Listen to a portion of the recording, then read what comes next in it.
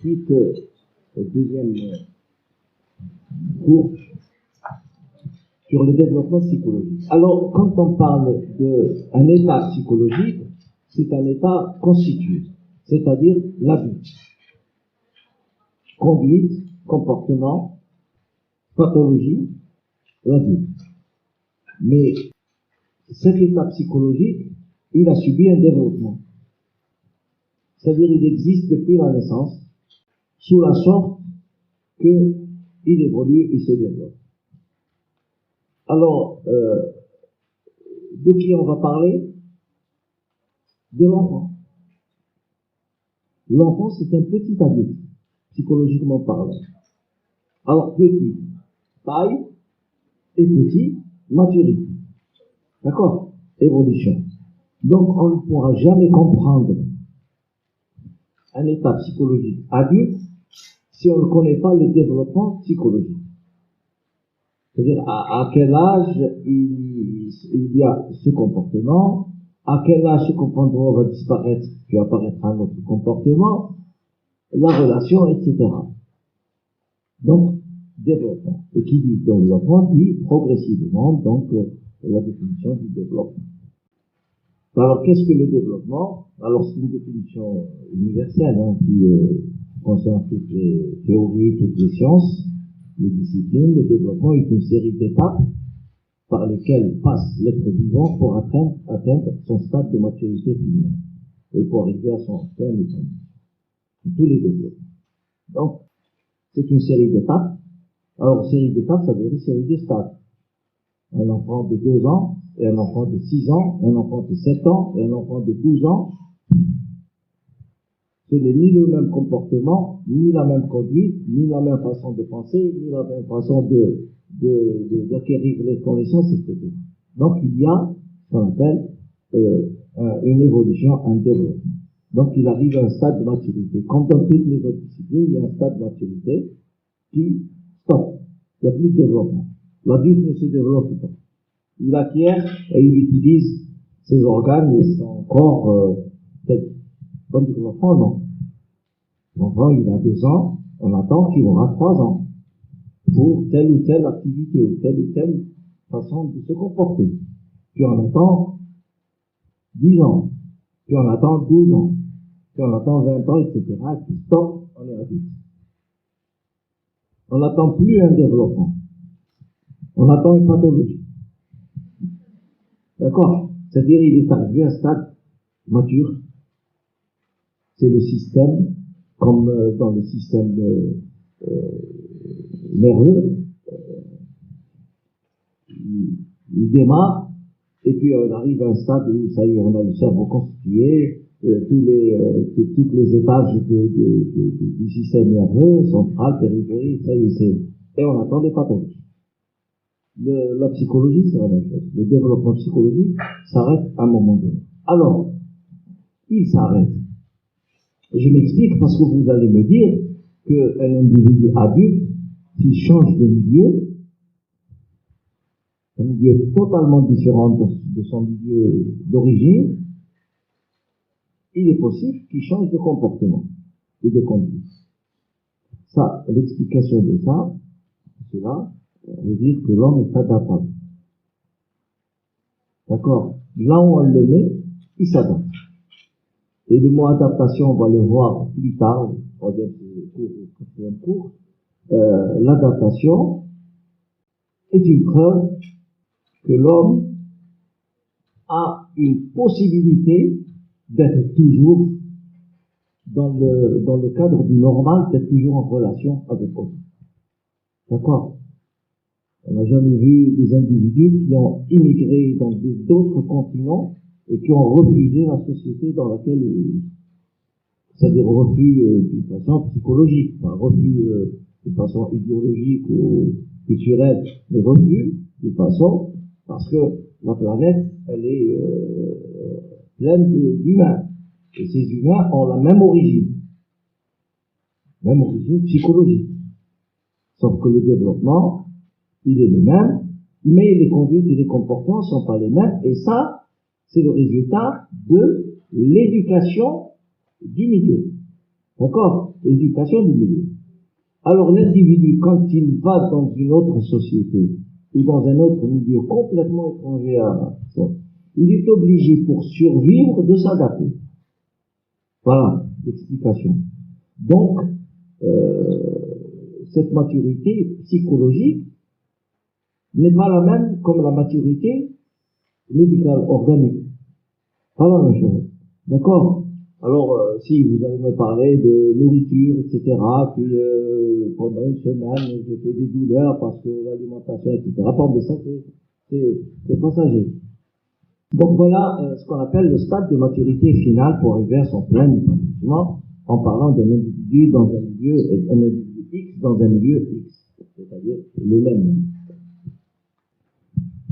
Alors, chez l'homme, le développement n'est pas réduit à la seule croissance, ça vous le connaissez tous, sous l'influence de conditions physiologiques et socio-affectives ou l'apparition de nouvelles formes de fonctionnement qui conduisent le nourrisson. Alors, puisque développement fait allusion, fait un repère chez l'homme. Donc, quand on parle de développement, on parle de quelqu'un qui se développe de 0 à. Donc, l'enfant, en quelque sorte. Alors, cet enfant, qu'est-ce que c'est cet enfant? Alors, il est au départ un nourrisson, juste après la naissance. La période fœtale, de grossesse, et puis post-fœtale, c'est-à-dire nourrisson, néonatal. Alors, qu'est-ce que c'est un nourrisson? Alors, un nourrisson, c'est quelqu'un qui est soumis au principe de plaisir. Alors, plaisir psychologique. Un plaisir psychologique, pourquoi plaisir? Parce que il y a une sorte de réponse à des besoins, pour arriver à la satisfaction. Et la satisfaction, c'est le plaisir. Donc, il y a deux principes dans le développement. Il y a le départ, principe de plaisir, où il est enfermé dans la seule recherche de satisfaction, c'est de. Il a faim, on l'alimente, il a soif, il veut boire, il est sale, on le nettoie, on le materne, etc. Donc il est dans une position qu'on appelle d'impuissance. Il a besoin de l'autre. Un nourrisson abandonné dans une forêt, s'il n'y a pas de secours des animaux, comme des enfants sauvages, il meurt. Les enfants sauvages qui ont été abandonnés dans des forêts ont été élevés par les animaux. Heureusement que les animaux, ils avaient cette attitude plus ou moins humaine d'allaiter, etc. Et ils ont vécu. Ils ont vécu, mais pas pour longtemps, puisqu'ils sont tous morts. Tous les enfants qui ont été trouvés dans on appelle ça des enfants sauvages, ou des enfants de loup, ont décédé. D'accord? Parce que, bon, la société humaine n'a pas pu les prendre en charge. Alors, donc, le principe de plaisir, c'est ça. C'est cet état de symbiose, de fusion entre le nourrisson et la personne, l'objet qui s'occupe. Que ce soit la mère, soit le substitut de la mère. Alors, et puis l'état adulte, c'est le passage du fonctionnement à la recherche du plaisir. Alors, le plaisir, c'est la satisfaction, à un état qu'on appelle le principe de réalité, où il doit se soumettre aux conditions, aux exigences de la réalité, c'est-à-dire du milieu. Et c'est ce dont je parlais tout à l'heure, c'est-à-dire la norme. D'accord? La norme sociale. Donc, en tant qu'adulte, il va se soumettre à une norme qu'il a connue au fur et à mesure pendant son développement, pendant son éducation. Et cette norme fait de lui un individu normal, psychologiquement parlant. Alors, s'il sort de la norme, il y a un problème. On pose un problème, un point d'interrogation. Qu'est-ce qui se passe? Alors, c'est toujours conduite et comportement. Donc, les exigences de la réalité du milieu dans lequel il vit. Donc, vous voyez, psychologiquement parlant, mature, c'est-à-dire le départ, développement, et puis arriver à un stade de maturité. Alors, ce stade de maturité, c'est ce qu'on appelle l'intégration. Il s'intègre. Et l'enfant, il s'intègre plus tôt, avant d'être adulte, il s'intègre. Mais son intégration, c'est le résultat d'un comportement. Et l'inverse, le comportement, c'est le résultat d'une intégration.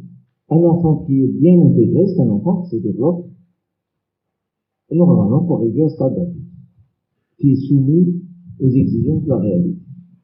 Mais si pendant le développement il y a un problème, soit psychologique, soit un problème neuropsychologique ou physiologique, etc., des accidents, les IMC, etc., là, on n'y peut rien parce que le substrat du comportement, c'est le système nerveux, c'est le cerveau. Donc, quand il y a un accident quelque part, il y a un comportement anormal ou un comportement déficitaire. Donc voilà, en quelque sorte, le développement, c'est pas une croissance, c'est une évolution accompagnée d'acquisition. L'enfant se développe, grandit avec des acquisitions. Il acquiert et il avance. Bon, pour le reste des organes, le développement, c'est le développement de l'organe qui vers la maturité. Il ne marche pas à 3 mois, il ne marche pas à 4 mois, il ne marche pas à 6 mois, il va marcher à peu près à 1 an. Pourquoi? C'est le système nerveux qui n'est pas encore prêt pour prendre en charge la marche. La conduite, c'est la même chose, le comportement. Un enfant ne se comporte pas comme un adulte. Et c'est pour ça que pendant l'éducation de l'enfant, on prend en charge son âge. Pour définir, ou pour observer, ou pour analyser, ou pour interpréter. Donc, dans le développement de la conduite, développement du comportement, il y a également une évolution, avec des acquisitions. Alors, la durée du processus de développement qui fait passer l'enfant de l'état de nouveau-né et de nourrisson totalement impuissant à subvenir à ses propres besoins et à l'adulte. Donc le résultat, c'est le résultat d'un enfant qui évolue, qui grandit. Ce résultat, c'est dès qu'il arrive à subvenir à ses propres besoins, il devient indépendant et autonome. Mais tout ça passe par des stades d'acquisition, c'est-à-dire d'apprentissage, d'éducation, etc. Et il arrive à l'âge, alors il n'est pas encore à l'âge adulte, il est toujours enfant, il est toujours adolescent. L'âge adulte, c'est la maturité finale. D'accord? C'est la maturité finale. Mais ce processus n'est pas indépendant du contexte social et culturel dans lequel il entre, bien sûr. C'est ce qu'on appelait tout à l'heure l'interaction milieu-organisme, que ce soit un enfant ou un adulte. Alors l'adulte, milieu-organisme, c'est pour le comportement et la conduite, l'enfant, milieu-organisme, pour le développement. C'est-à-dire le milieu prend en charge l'enfant pour qu'il se développe.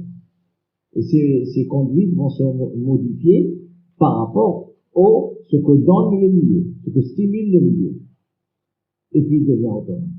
On aura des exemples tout à l'heure où on s'appelait pour expliquer. De ce fait, l'enfant, pendant son développement, est largement dépendant de l'entourage.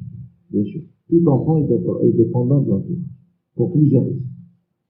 Physique, de force, et puis même psychique, de niveau psychologique, de niveau intellectuel, etc. Il est dépendant de l'entourage.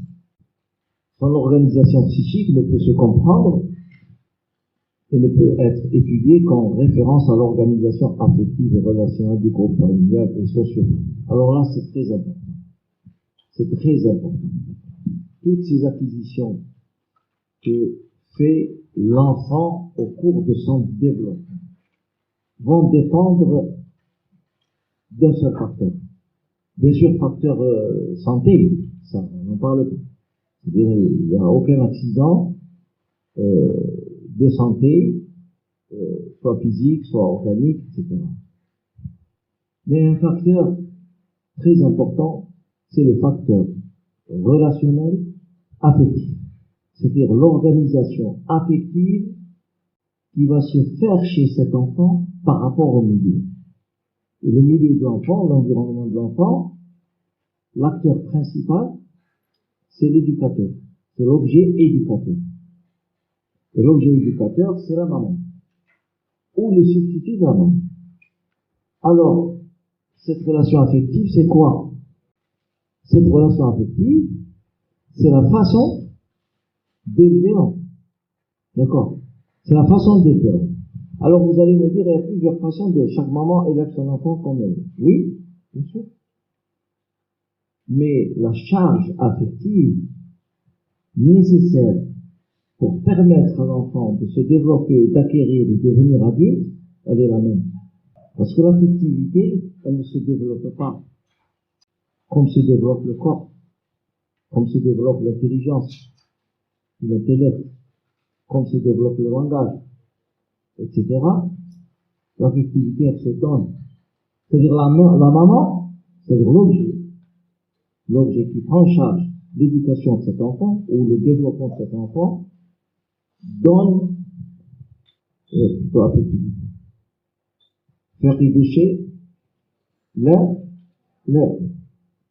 Si la maman n'a pas cette énergie dont il a besoin, l'enfant, affective, pour établir cette relation de communication et cette relation d'éducation et cette relation d'apprentissage, il y a un problème. D'ailleurs, toute la majorité des pathologies psychologiques chez l'enfant, la majorité, on découvre qu'il y a un problème relationnel entre la maman, c'est-à-dire le milieu, et l'enfant. On développera plus tard d'une façon plus précise, mais juste un exemple. Une grossesse non désirée pose un problème affectif. L'affectivité, c'est pas l'amour. C'est pas, comme on dit dans le dialecte du hub. L'activité, ça se traduit par l'atifa ou l'wijdan. L'atifa ou l'wijdan. Alors, il y a de l'amour, il y a comment on dit, le hub, etc., les sentiments, etc., mais il y a une façon de se comporter avec l'enfant qui montre qu'il y a de l'affectivité. Bon, on expliquera plus tard avec des exemples et vous verrez que cette organisation affective, elle est très importante pour que l'enfant se développe et acquiert. Universellement, ce processus s'étend sur une vingtaine d'années environ. C'est-à-dire, le développement à 20 ans, il s'arrête. À peu près. Ça dépend des sociétés psychologiques, organiques, etc. À 20 ans, il n'y a plus de développement, il y a ce qu'on appelle la maturité, et on est adulte à 20 ans. Ça veut pas dire qu'on n'est pas adulte à 18 ans, 17 ans, mais à 20 ans, bon, c'est la théorie qui le dit, environ vingtaine d'années, on est adulte. Parce que certaines sociétés vont 16 ans, 17 ans, 18 ans, etc., mais c'est aux alentours. Avec quelques variations individuelles dans certaines civilisations, l'accession à l'état d'adulte, à l'état adulte est bien plus précoce. Elle est à peu près contemporaine de la puberté. Dans certaines sociétés, c'est la puberté qui fait de l'individu qu'il est adulte.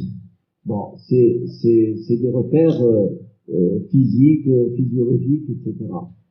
Mais quand on parle de maturité, c'est la maturité mentale, psychologique, intellectuelle, sociale, relationnelle, etc.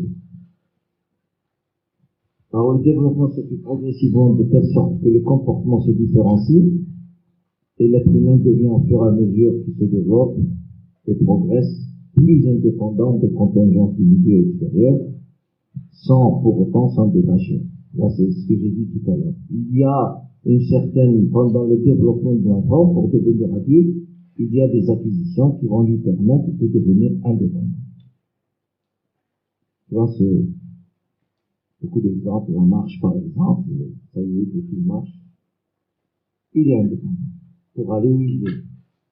Alors qu'avant, pour l'alimentation, l'autonomie dans l'alimentation, etc., etc. Et puis il y a l'autonomie de la façon de penser.